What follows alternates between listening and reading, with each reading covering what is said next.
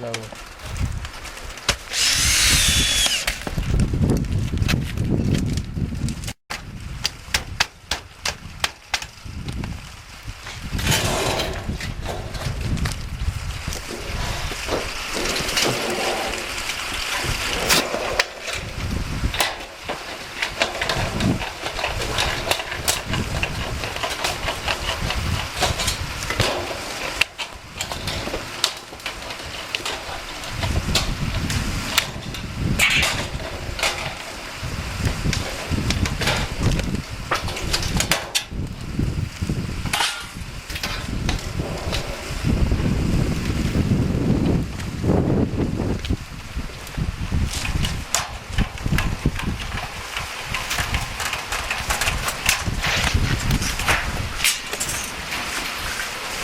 Ahora, Alberto, que no va a mojar.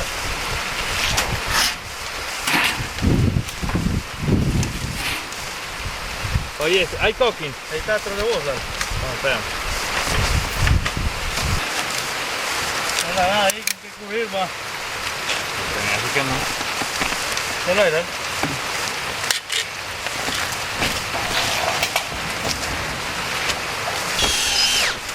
Espérame, dame un momento.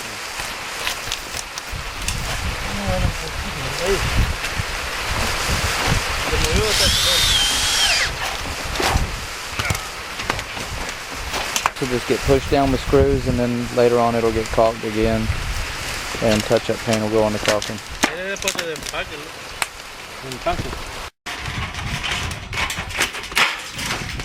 Really?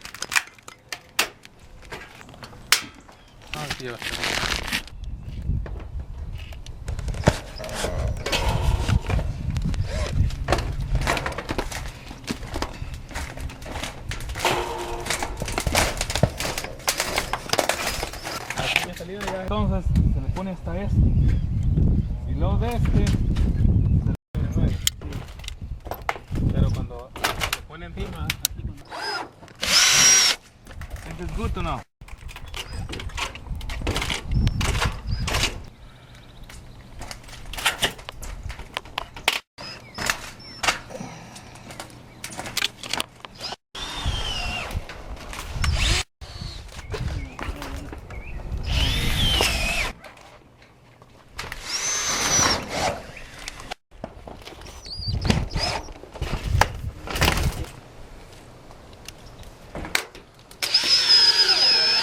This is one patriotic Mexican right here.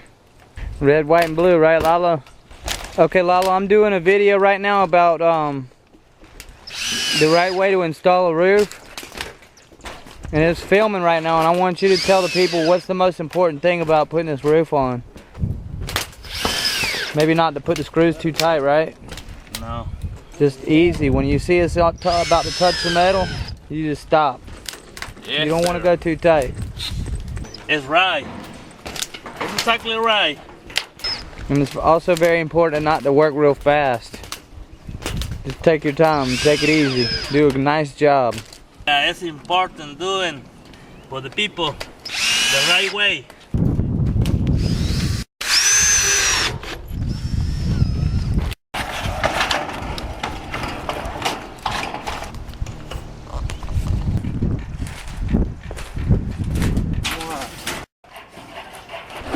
Alright, what we're going to do is we're going to put this gable, this is called gable trim.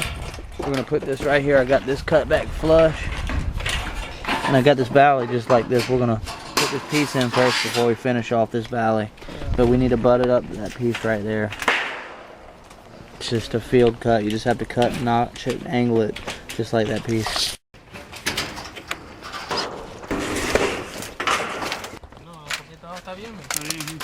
Okay, we're going to set this piece there. There's a field cut that needs to be made in this gable. We got this gable trim installed right here. See? We made a field cut in the front. We'll clean that up right from a ladder.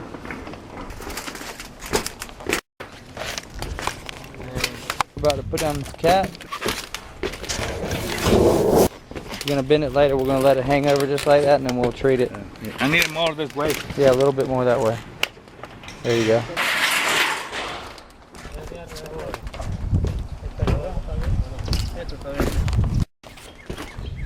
well, that's it. We got it wrapped up. We're painting these vents, doing a little cleanup, and that's it. Everything's all screwed off. The ridge is put on. All the vents, all the boots are done. Everything's completed. So in a nutshell, in order to figure out how many panels you need for a job like this, measure it from the bottom to the top. And then since these kind of panels are 3 foot wide, you figure from that corner all the way to that end. This was I think it was 69 feet. So you divide that by 3, and that's how many panels you'll need. And over here, you do the same thing all the way down to the end, and you can save your little drops, and you can use them up on the other side, you know, offset on the valleys. Or you can just, you know, you can go up. You see how we came in here and cut up this valley, cut back down. You can figure over 3 foot increments starting from that edge. Just measure over 3 foot increments, and then you can pretty much figure it out that way.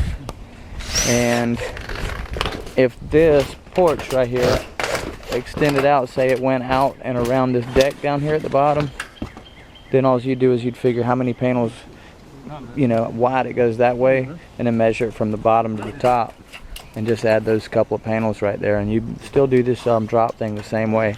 And I recommend that whenever you're measuring for a job like this and you plan on doing it yourself, I would recommend, say on a job like this, buying about 2 extra panels of the longest ones just in case. That way you don't have to worry about stopping. You know, when you get up there to finish the job up, you got everything that you need. All right.